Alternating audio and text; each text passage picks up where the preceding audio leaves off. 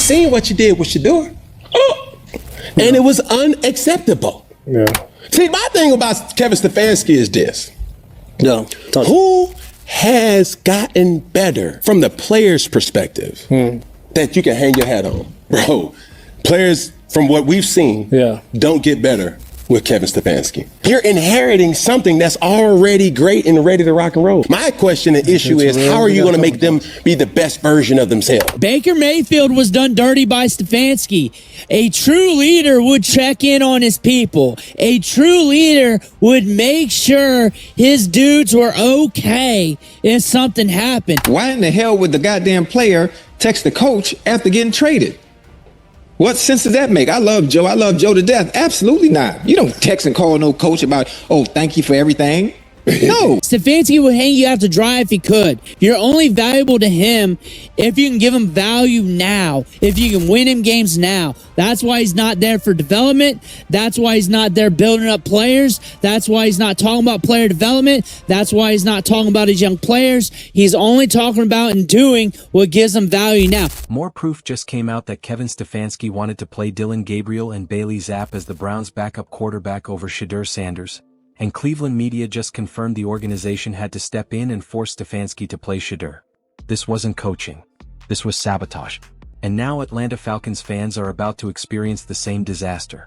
But before we expose every piece of evidence that proves Stefanski actively worked against Shedeur, you need to understand three things. First, why Stefanski never gave Shedeur first-team reps until the organization threatened to fire him. Second, how he did the exact same thing to Baker Mayfield and destroyed that relationship. And third, why Cleveland media members are now admitting Stefanski can't develop players and operates with a scarcity mindset. Because Kevin Stefanski didn't just fail as a coach in Cleveland. He actively prevented young quarterbacks from succeeding, and the receipts are everywhere. Let's expose every single way Kevin Stefanski screwed Shedeur Sanders and why the Falcons just made a catastrophic mistake. Kevin Stefanski is gone from Cleveland, and the more information that comes out, the worse it looks. We're not talking about a coach who made some questionable decisions. We're talking about systematic sabotage of young quarterback development. And the proof keeps piling up. Cleveland media just revealed that Stefanski wanted Bailey Zappe as the backup quarterback over Shedeur Sanders. Bailey Zappe, a career third-string quarterback who couldn't even hold a job in New England. That's who Stefanski wanted instead of a fifth-round pick who set the NCAA all-time completion percentage record. Think about how insane that is. Shedeur was completing 70 to 80% of his passes in training camp. He was clearly outperforming Dillon Gabriel in practices. Everyone who watched training camp knew Shedeur was better. But Stefanski still wanted Bailey Zappe as the backup. What? Because Stefanski operates with a scarcity mindset. He doesn't develop young players. He doesn't invest in the future. He only cares about what gives him value right now. Older quarterbacks who won't challenge him. Safe options who'll do exactly what he says. Status quo instead of change. And here's where it gets really damning.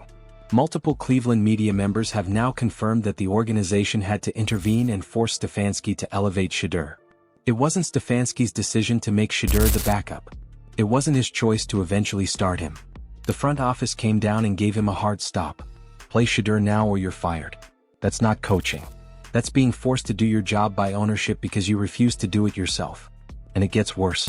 A lot of times with these coaches and coaches like Kevin Stefanski, it's ego over execution. It's plays over players. At the end of the day, you got to give this kid a shot to redeem himself. That's the beauty of being a rookie. You're going to go out there, you're going to struggle, you're going to have some success, you're going to struggle again, but you want to see them come out on the other side. Now, Shedeur, but it's all about Kevin Stefanski's ego. We saw this with Baker Mayfield.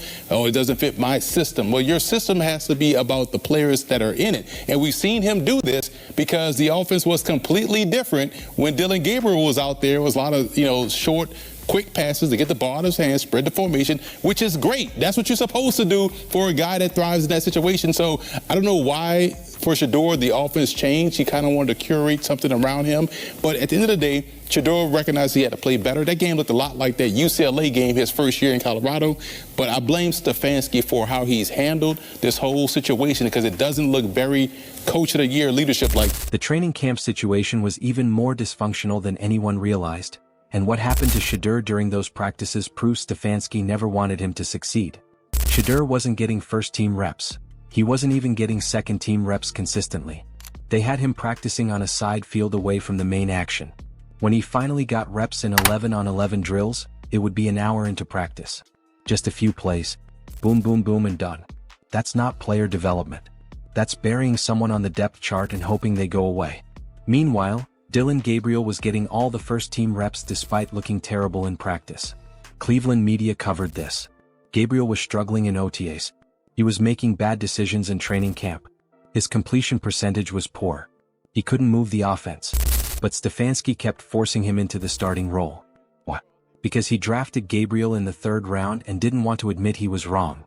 Because holding himself accountable would mean making a change, and Stefanski doesn't make changes until he's forced to. Even when it became obvious that Shedeur was the better quarterback, Stefanski refused to adjust the depth chart. He wouldn't name Shedeur as QB2. He kept Bailey Zappe on the roster as insurance against having to play Shedeur. And here's the smoking gun. Cleveland media asked Stefanski point blank when he was going to name the backup quarterback. Week after week he refused to answer. He deflected. He gave non-answers. Because he knew the organization wanted Shedeur as the backup, but he wanted Bailey Zappe. That standoff lasted weeks. Until finally, ownership stepped in and made the decision for him. Shedeur is the backup. Figure it out or you're fired. And even then, Stefanski didn't really play him. Shedeur only got meaningful snaps when Dillon Gabriel and other quarterbacks got hurt. He wasn't getting developed. He wasn't getting prepared. He was being held back deliberately. Now let's talk about why this isn't just about Shedeur. This is a pattern with Kevin Stefanski that goes back years. Baker Mayfield. Stefanski did the exact same thing to Baker that he did to Shedeur. Baker played through a torn labrum and fractured shoulder in his final game with Cleveland. Against the Steelers, Stefanski had him throw 38 times and take 9 sacks. Nick Chubb, one of the best running backs in football, was healthy and on the sideline. And Stefanski chose to have an injured quarterback throw nearly 40 times instead of running the ball. That's not game management. That's trying to kill your quarterback. And when Baker got traded to Carolina, Stefanski never called him. Never texted him. Never sent an email. Nothing. Baker found out he was traded and had to be the one to reach out to Stefanski. The coach never checked on his player. That tells you everything about Stefanski's character. He doesn't care about his players as people. They're only valuable if they can win him games right now. Once they're gone, they don't exist. Baker said it himself on podcasts and interviews. He felt disrespected by how Stefanski handled the situation. And Baker's not the only one.